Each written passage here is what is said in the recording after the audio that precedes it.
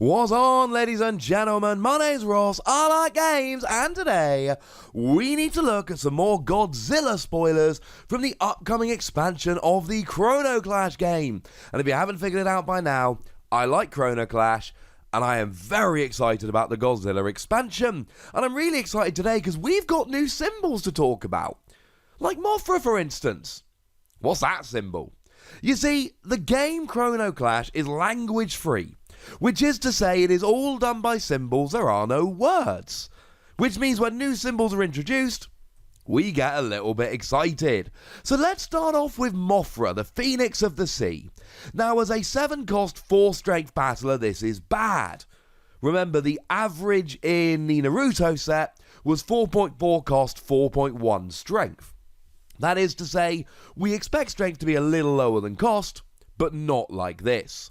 Now the good news is it gets +1 Guardian attack, so when you attack Guardians, you can then attack a second time. Which we do like very much indeed, because getting rid of Guardians is how we win the game. Sounds nice. And it's also got the symbol for reinforcements.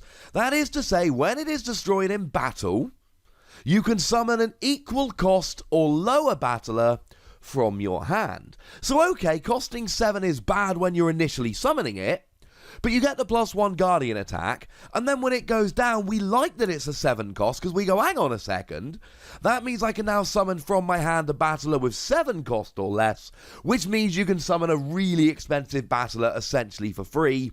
This we like very much indeed. And when it's destroyed, we get to draw a card. I mean, we don't want it to be destroyed, but if it's going to be destroyed, drawing a card on the way out sounds good to me. It's also got a Guardian ability. When it is shown as a Guardian and it is destroyed, you return it to your hand, meaning if you want to play it, you're going to be able to find it fairly easily. So it seems like a pretty good card, albeit very expensive. But then we see this new symbol, and the new symbol is elusive. This battler can only be attacked by battlers with elusive.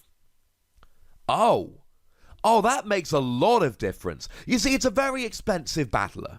And we like the +1 Guardian attack, we like reinforcements, we like drawing a card when it's destroyed, we like putting it in our hand as a Guardian ability when it's destroyed as a Guardian. All this makes us happy. However, it is very much worth pointing out that it's got elusive. Which means your opponent can't just blindly destroy it, they've got to have a character with elusive. And if your opponent doesn't have a battler with elusive, if they've made their deck without one, Mothra stays around forever and ever and ever. The cost of Mothra really puts me off, but oh my goodness, there's a lot to love here. As a side note, back in the Naruto days, there was actually a card that had +1 Guardian attack and reinforcements as a 7 cost. It was Hiruko, and frankly, I'd rather have Mothra. You gain a Guardian ability, you have elusive, you draw a card when you're destroyed. You do have 2 less strength than Hiruko does, admittedly, but I think everything else going on, I'd rather have Mothra, if it's all the same to you. So I quite like Mothra, but how do I feel about Gigan? Well, alright. It is a 5-cost extra battler, that is to say you do not summon it by paying time like you usually would, you summon it by destroying battlers that you have in play with a combined cost of 5 or more. And it's a 5-cost, 5 strength. Cool. That'll do, ladies and gentlemen. That'll do. Having said that, back in the Naruto days for extra battlers, the average was 5.6 cost, 6.2 strength, so we do expect the strength to be slightly higher than the cost, but maybe the skills will make it worth it. Well, it's got fast and +1 Guardian attack, so that helps very nicely. Fast means that you can attack with it the turn it's summoned, which we like, we usually have to wait a turn, and you get that +1 Guardian attack we looked at as well, so I'm all in favour of this. Being able to summon it, use it immediately, and get an extra Guardian attack, yeah, this is going to come in and do some damage right away.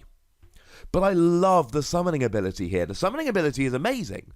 Choose one of your battlers, untap it, choose one of your opponent's battlers, well, in fact, any battler on the field, and tap it, most of the time that is going to be one of yours. Now, to be fair, if you've got a Sentinel in play, while it is tapped, your Guardian stack cannot be attacked. So if you've got an untapped Sentinel in play, you might want to use this to tap one of your Sentinels to protect your Guardian stack. Other than that, you're going to be tapping one of your opponent's characters. I like Gigan. Yes, we'd like a bit more strength for the cost as it's an extra battler, but the fact that you can attack with it the turn you play it with an extra Guardian attack, and it's got a summoning skill whereby you untap one of your battlers and tap another, a lot is going to happen when you play down Gigan. This isn't a battler where you're playing it down and going, oh, you just wait till next turn. This is a battler that's coming down now and is making a difference now. Do you like sheds? How about MECHAGODZILLA Sheds? A free cost action card. Now, it does have a Guardian ability. Lets you draw an extra card, which is nice. And in fact, when you just play it normally, you draw an extra card. And all of your battlers gain Legion. Legion says whenever this battler is destroyed, you may discard the top card of your deck. If a battler is discarded this way, draw it.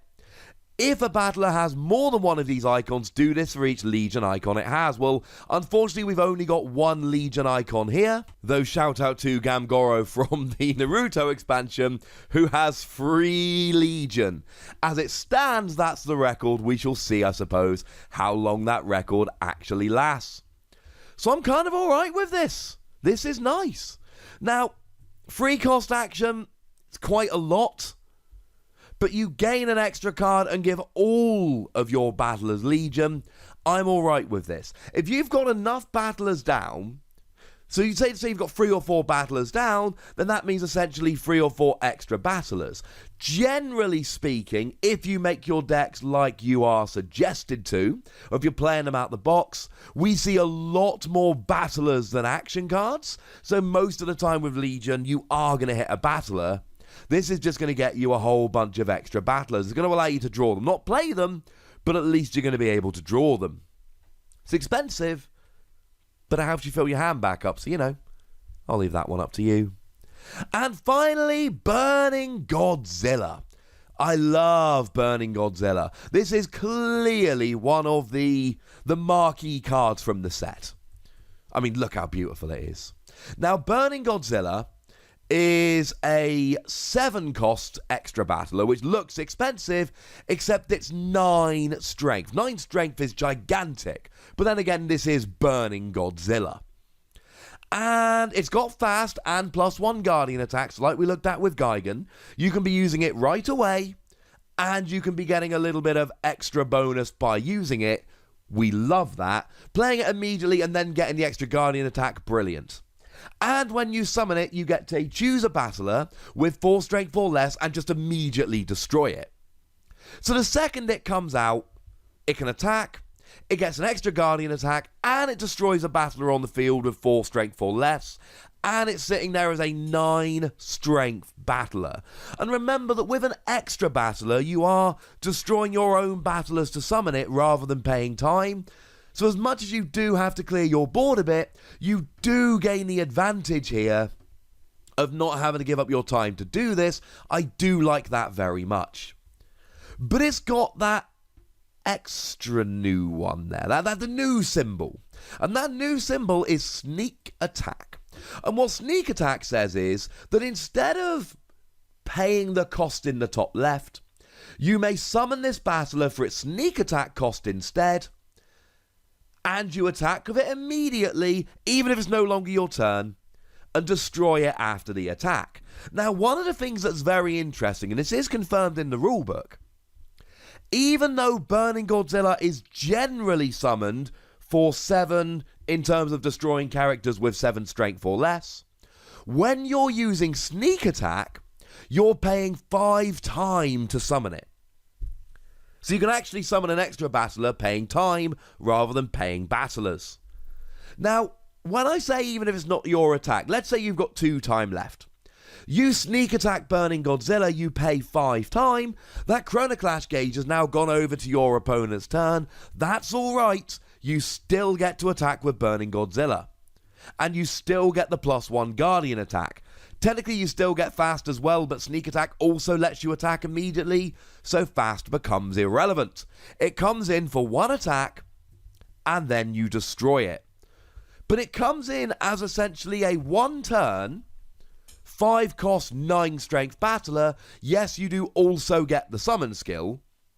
So, you come in, you immediately destroy one of your opponent's characters, and then you've got a 9 strength battler that is attacking with +1 Guardian attack.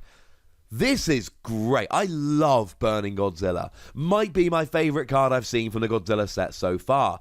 It's expensive, but it's either a 1-turn, 5 cost, 9 strength, or it is paying 7 cost worth of battlers to summon a 9 strength giant with fast and +1 Guardian attack and destroys a battler when it comes in. I mean, you're destroying 7 cost worth of battler to get it, and then when it comes in, you can be immediately destroying 4 cost worth of battlers.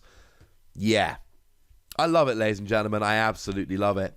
But I'd like to know what you think about these new Godzilla cards, so let me know in the comment section. Go nuts! Be nice.